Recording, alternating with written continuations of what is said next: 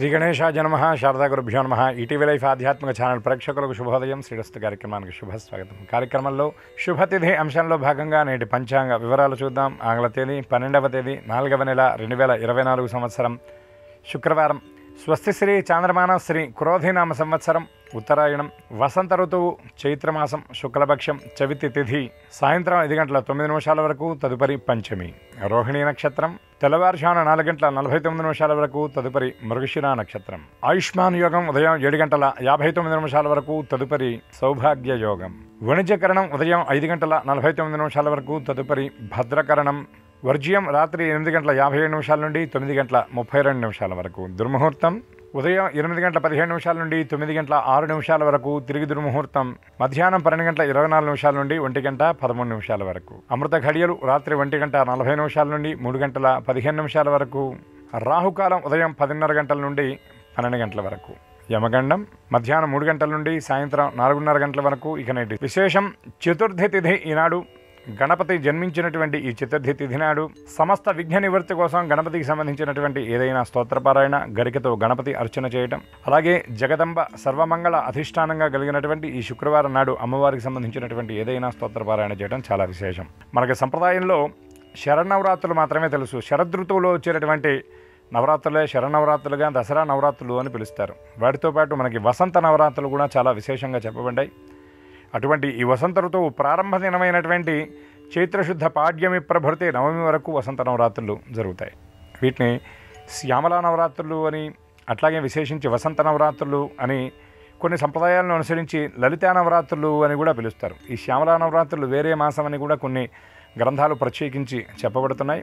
అట్లాగే విష్ణుమూర్తి యొక్క ఆరాధన, విష్ణుమూర్తిని అమ్మవారి స్వరూపంగా ఈ నవరాత్రుల్లో ఆరాధన చేయటం అనేది ప్రత్యేకమైనటువంటి విషయంగా చెప్పబడుతుంది. అందున నవరాత్రులు ఎప్పుడు జరిగినా వాటిల్లో శుక్రవారం రావడం చాలా విశేషం. ఈరోజు ఏదైనా అమ్మవారి దర్శనం, అమ్మవారి స్తోత్రపారాయణ, ముఖ్యంగా దేవీ ఉపాసకులు ఎవరైతే ఉన్నారో వాళ్ళు ఈనాడు అమ్మవారికి ఉదయం పూట పాయసానాన్ని నివేదించటం వల్ల పరిపూర్ణమైనటువంటి అమ్మ అనుగ్రహంతో పాటు దారిద్ర్య నివృత్తి, సౌభాగ్య సిద్ధి కలుగుతుందని శాస్త్రవచనం. అందులో ఇవాళ రోహిణీ నక్షత్రం.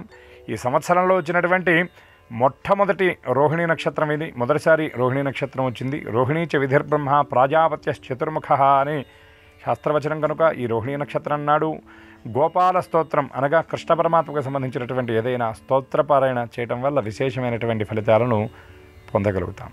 అటువంటి గోపాలుడు గోవిందుడి యొక్క అనుగ్రహాన్ని, జగన్మంగళ అయినటువంటి జగదంబ యొక్క అనుగ్రహాన్ని పరిపూర్ణంగా అందరం కూడా పొందాలని ఆశిస్తూ స్వస్తి.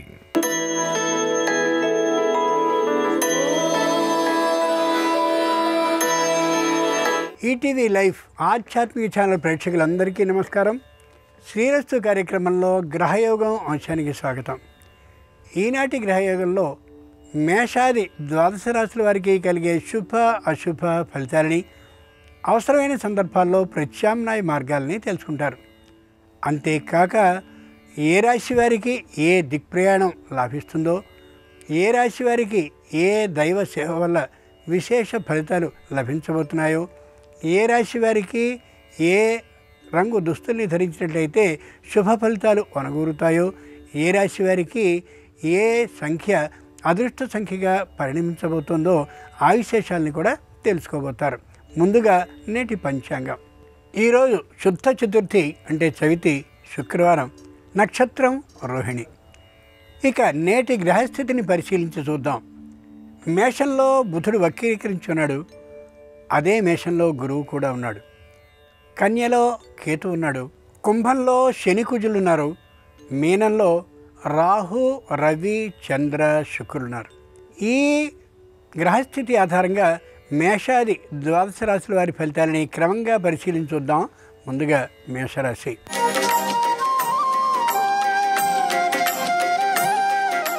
మేషరాశి వారు ఆరోగ్య విషయంలో చాలా శ్రద్ధని కలిగి ఉండి తీరాల్సిందే. ఔషధ సేవని ఏమాత్రమూ మర్చిపోనే పోకూడదు. వృద్ధులైనటువంటి వారు సాహసాలని చేయకుండా ఉండడం చాలా అవసరం. శ్రద్ధగా ఆరోగ్య విషయంలో ఉండి తీరాలి. తమ నుండి సహాయాన్ని పొందిన బంధువులు, మిత్రులు తమని విమర్శించే అవకాశం ఉంది. మౌనంగా ఉండడం మాత్రమే మంచిది. అనవసరమైనటువంటి నిందలు అలాగే అపకీర్తి సంబంధించినటువంటి ఆలోచనలు ఇతరులకి రావచ్చు. దానికి ప్రతి సమాధానాన్ని ఇవ్వడం ఈ రాశి వారికి ఏమాత్రం తగదు. దూరభార ప్రయాణాలను చేయవలసి వస్తే వెంటనే తిరస్కరించడం చాలా మంచిది. తప్పక వాయిదా వేసుకోవడం అవసరం కూడా. విద్యార్థులు చేసేటటువంటి ప్రయత్నాలు ఏమాత్రమూ ఫలించకపోవచ్చు. నిరుత్సాహాన్ని పొందనే కూడదు. శుక్రవారం సందర్భంగా మేషరాశి వారు మహాలక్ష్మిని సేవించడం చాలా ఉత్తమం. ఈ రాశి వారికి నేడు తూర్పు దిక్కు ప్రయాణం అనుకూలం. ఈ రాశి వారికి అనుకూలించే రంగు నేడు తెలుపు. ఈ రాశి వారి అదృష్ట సంఖ్య నేటికి 7.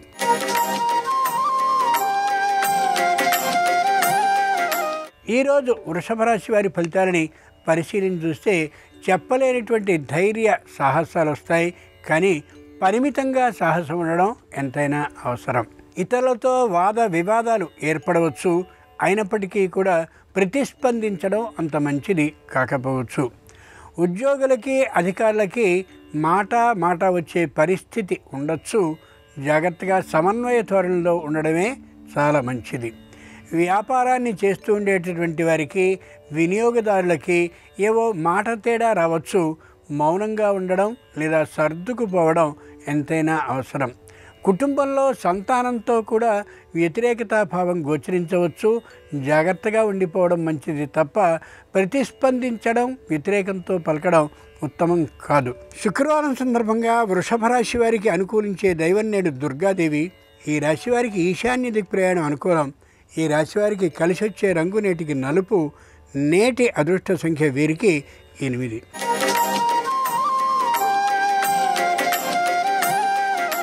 ఈరోజు మిథున రాశి వారి ఫలితాలని పరిశీలించి చూస్తే అనుకున్నది ఒకటైతే జరిగేటటువంటిది మరొకటిగా కావచ్చు. జాగ్రత్తగా వ్యవహరించాలి ప్రతి విషయంలోనూ. అధికారులు ఉద్యోగులు అనే ఇరువురి మధ్య ఉండేటటువంటి అంతరం కాస్త పెరిగే అవకాశం ఉండొచ్చు. తట్టుకుని పోవలసిందే తప్ప ఉద్యోగపు మార్పు కోసం ప్రయత్నించడం ఏమాత్రం ఉత్తమం కాదు. వృత్తిని చేస్తూ ఉండేటటువంటి వారికి అపకీర్తి అపనింద రావచ్చు.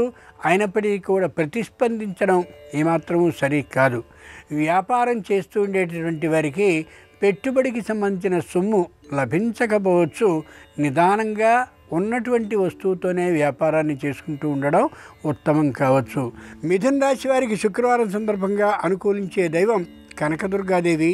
ఆమెని సేవిస్తూ ఉండడం ఉత్తమం. ఈ రాశి వారికి దక్షిణ దిక్ ప్రయాణం నేడు అనుకూలం. ఈ రాశి వారికి కలిసి వచ్చే రంగు నేడు నీలం. ఈ రాశి వారి నేటి అదృష్ట సంఖ్య 1.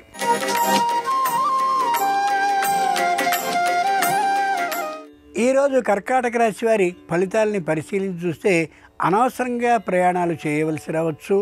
ఖర్చులు ఎక్కువ మొత్తంలో అవుతూ ఉండొచ్చు. ఏ పని జరిగేటటువంటి అవకాశం ఉండకపోవచ్చు. ఆరోగ్యం మాత్రం సక్రమంగా ఉండడం చాలా చెప్పుకోదగ్గ విషయం కావచ్చు. వృత్తిపరమైనటువంటి లాభం మధ్యమంగా మాత్రమే ఉండొచ్చు. వ్యాపారంలో దాదాపుగా నష్టం ఈ రోజుకి లభించవచ్చు.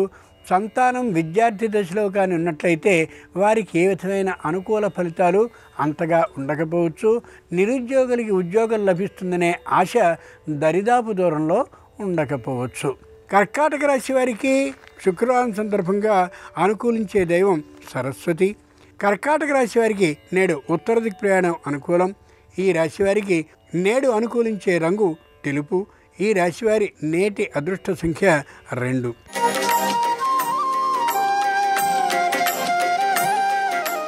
ఈరోజు సింహరాశి వారి ఫలితాలని పరిశీలించి చూస్తే శారీరకమైనటువంటి బడలిక గోచరించవచ్చు. తమ సంతానం ఎక్కడెక్కడో ఉద్యోగాలు చేస్తూ ఉండేటటువంటి కారణంగా వారిని పరామర్శించడానికి, చూడడానికి, పర్యవేక్షించడానికి ఎక్కువ మొత్తంలో సొమ్ము ఖర్చు అయిపోతూ ఉండొచ్చు. పై అధికారులకి, క్రింది ఉద్యోగులకి అభిప్రాయ భేదాలు వచ్చేటటువంటి అవకాశం ఉంది. కాబట్టి అతి ముఖ్యమైన సందర్భంలోనే వారితో వ్యతిరేకించి మాట్లాడడం అవసరం తప్ప ప్రతి విషయాన్ని ఎత్తి చూపించడం వల్ల ఇబ్బందే కలగచ్చు. దేవాలయంలో పనిచేసేటటువంటి వారికి, అలాగే పురోహిత వృత్తిని నిర్వహించేటటువంటి వారికి అనవసరమైనటువంటి వాద వివాదాలు పై వారితో కలగచ్చు. జాగ్రత్తగా ఉండి తీరాల్సిందే. శుక్రవారం సందర్భంగా సింహరాశి వారికి అనుకూలించే దైవం మహాలక్ష్మీదేవి. సింహరాశి వారికి నేడు ఉత్తర దిక్ ప్రయాణం అనుకూలం. సింహరాశి వారికి నేడు కలిసి వచ్చే రంగు తెలుపు. సింహరాశి వారి నేటి అదృష్ట సంఖ్య 2.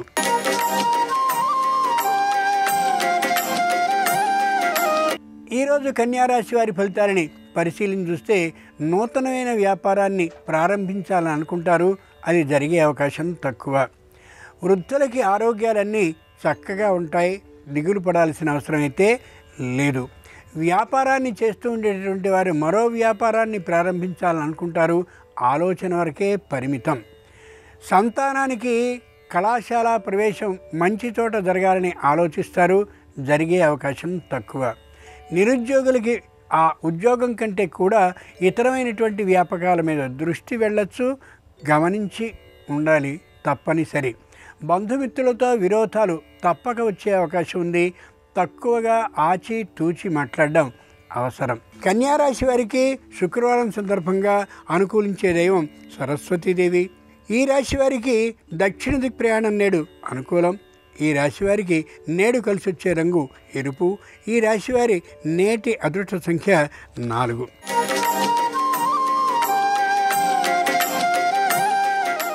ఈరోజు తులారాశి వారి ఫలితాలని పరిశీలించి చూస్తే దూరభార ప్రయాణాలను చేయాలి అని అనుకుంటారు. ఉద్యోగాన్ని మార్చి మరో ఉద్యోగంలో చేరాలి అని అనుకోవచ్చు.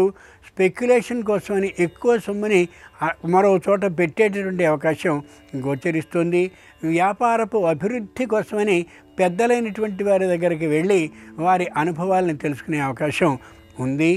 వృత్తి చేస్తూ ఉండేటటువంటి వారికి వృత్తిపరమైనటువంటి ఆదాయం చాలా స్వల్పంగా లభించవచ్చు. ముఖ్యంగా ఆరోగ్యం అంతంత మాత్రంగా ఉంటుంది. అంతకుముందు నుండి కూడా అనారోగ్యంతో ఉన్నటువంటి వారికి ప్రాణ ప్రమాదం మాత్రం ఉండకపోవచ్చు. తులారాశి వారికి శుక్రవారం సందర్భంగా అనుకూలించే దైవం పద్మావతీదేవి. తులారాశి వారికి ఈరోజు పశ్చిమ దిక్కు ప్రయాణం అనుకూలం. పసుపచ్చన రంగు వస్త్రాల ధారణ వల్ల శుభాలు పొందగలుగుతారు. తులారాశి వారి నేటి అదృష్ట సంఖ్య 5.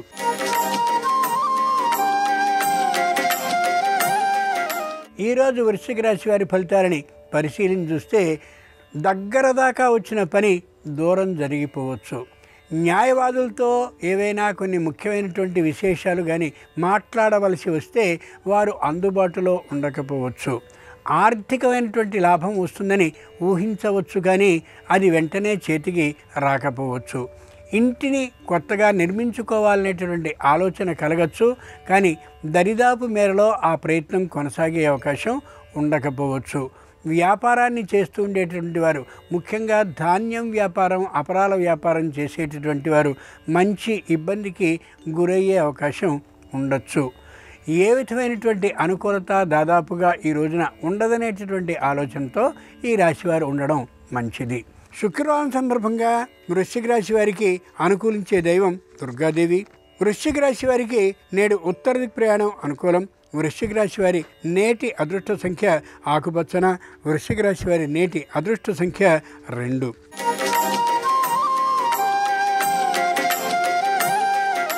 ఈరోజు ధనురాశి వారి ఫలితాలని పరిశీలించి చూస్తే మాటని కట్టుబడి చేసుకుని ఉండడం అవసరం.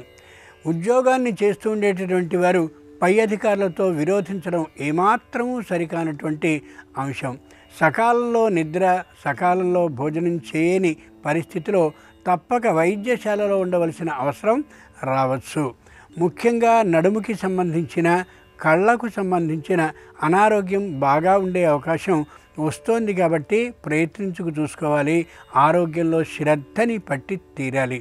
ఎప్పటి నుండో వస్తుందనుకున్నటువంటి ఉద్యోగం రాకపోయే ప్రమాదం ఉంది, రాదు కూడా. సంతానాన్ని పట్టించుకు తీరాలి. చదువు విషయంలో ఏ విధంగానూ కూడా ఇతరమైనటువంటి వినోద కార్యక్రమాల మీద దృష్టి పెట్టడం కంటే సంతానం విషయంలో జాగ్రత్తని వహించడం చాలా చాలా అవసరం. భార్యాభర్తల మధ్య అంతరం కొద్దిగా పెరిగే అవకాశం ఉంది.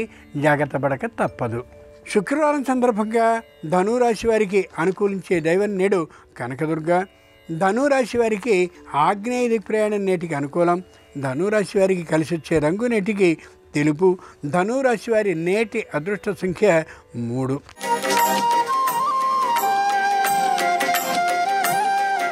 ఈరోజు మకర రాశి వారి ఫలితాలని పరిశీలించి చూస్తే పూర్వం ఉన్నంత వేగంగా వ్యాపారం ఉండకపోవచ్చు. బంధుమిత్రుల ఆగమనాలు పెరిగి ఇంట్లో ఖర్చులు పెరిగే అవకాశం కలగచ్చు.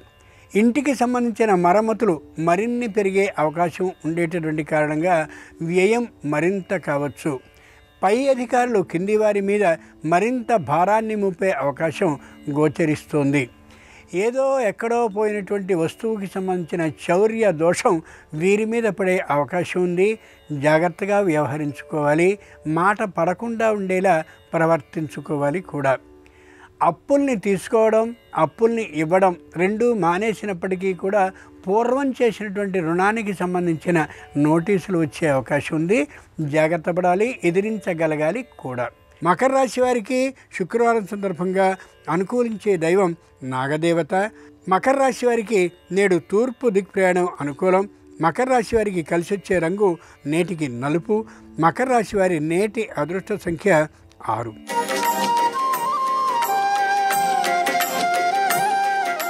ఈరోజు కుంభరాశి వారి ఫలితాలని పరిశీలించి చూస్తే తప్పక మంచి రుణాన్ని తీసుకోగలుగుతారు.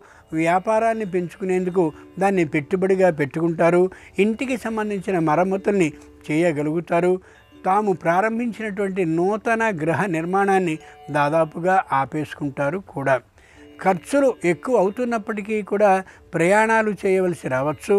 బంధుమిత్రులతో అనవసరమైన వాద వివాదాలు ఏర్పడవచ్చు. ఏమైనప్పటికీ ప్రతి క్షణము కూడా జాగరూకతతోనే వ్యవహరించాలి ఈ రోజున ఈ రాశివారు. ముఖ్యంగా ఆరోగ్య విషయంలో తగినటువంటి జాగ్రత్తని పాటించడం తప్పనిసరి. కుంభరాశి వారికి శుక్రవారం సందర్భంగా అనుకూలించే దైవం పార్వతీదేవి. కుంభరాశి వారికి నేడు తూర్పు దిక్ప్రయాణం అనుకూలం.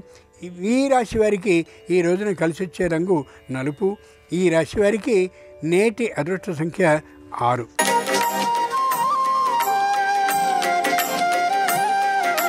ఈరోజు మీనరాశి వారి ఫలితాలని పరిశీలించి చూస్తే ప్రతి పైస విషయంలోనూ తగినటువంటి జాగ్రత్తని వహిస్తూనే ఖర్చు పెట్టడం అవసరం.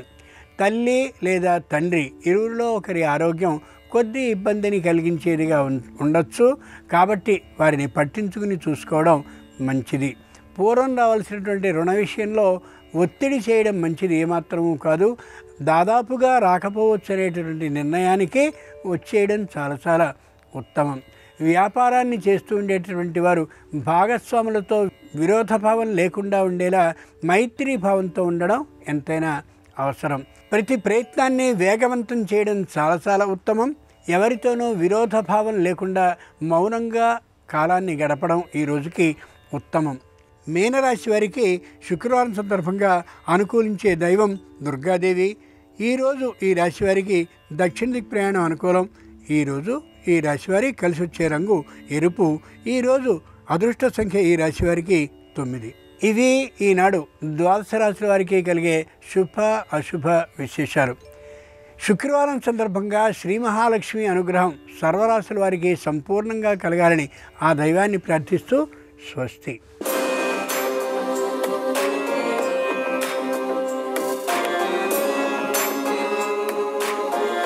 నమస్కారం. శ్రీరస్తు కార్యక్రమంలో పరిహారాలు పరిష్కారాలు అనే శీర్షికకి స్వాగతం.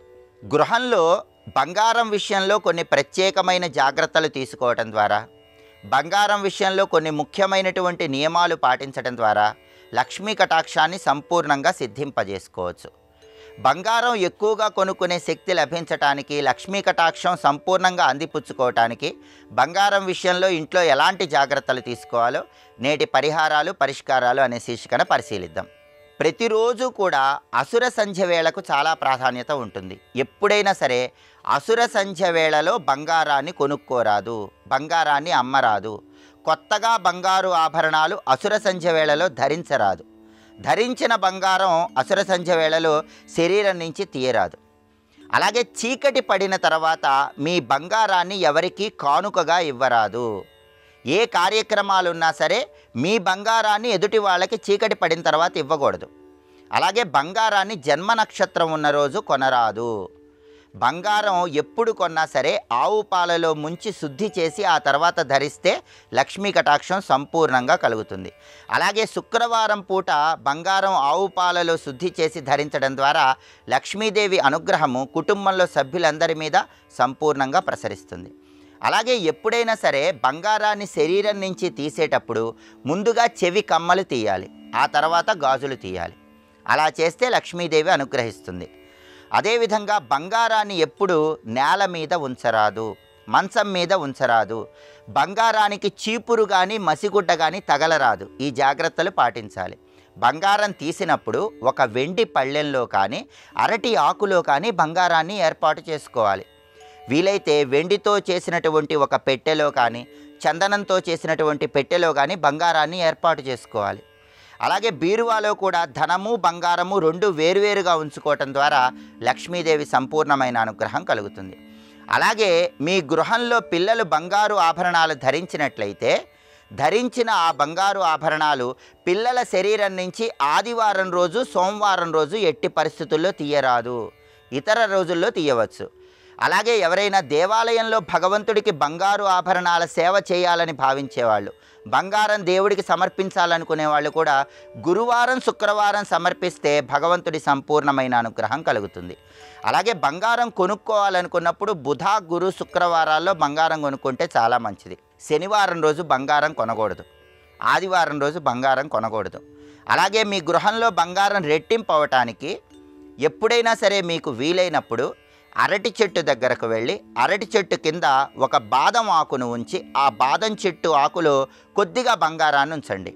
అక్కడ లక్ష్మీనారాయణల చిత్రపటం ఉంచి ఆ లక్ష్మీనారాయణల చిత్రపటం దగ్గర దీపం పెట్టి పంచోపచార పూజ చేయండి. ఇలా అరటి చెట్టు కింద బాదం ఆకులో కొద్దిగా బంగారం ఉంచి అక్కడ లక్ష్మీనారాయణల పూజ చేసినట్లయితే మళ్ళీ త్వరగా బంగారాన్ని కొనుక్కునే శక్తి లభిస్తుందని పరిహార శాస్త్రంలో చెప్పారు. కాబట్టి బంగారం విషయంలో ఈ జాగ్రత్తలు పాటిస్తున్నట్లయితే లక్ష్మీదేవి సంపూర్ణమైన అనుగ్రహానికి ప్రతి ఒక్కరూ సులభంగా పాత్రలు కావచ్చు. అలాగే మనకు అదృష్టం తొందరగా కలిసి రావాలంటే సంతకం చేసేటప్పుడు కొన్ని ప్రత్యేకమైన జాగ్రత్తలు తీసుకోవాలి. సంతకం చేసేటప్పుడు ఎలాంటి జాగ్రత్తలు తీసుకుంటే మనకు జీవితంలో మంచి పురోభివృద్ధి ఏర్పడుతుందో, అదృష్టం తొందరగా కలిసి వస్తుందో రేపటి పరిహారాలు పరిష్కారాలు అనే శీర్షికన పరిశీలిద్దాం. నమస్కారం. ఈ కార్యక్రమాన్ని తిరిగి చూడాలనుకుంటే www.youtube.com/ETV Life Spiritual లో చూడవచ్చు.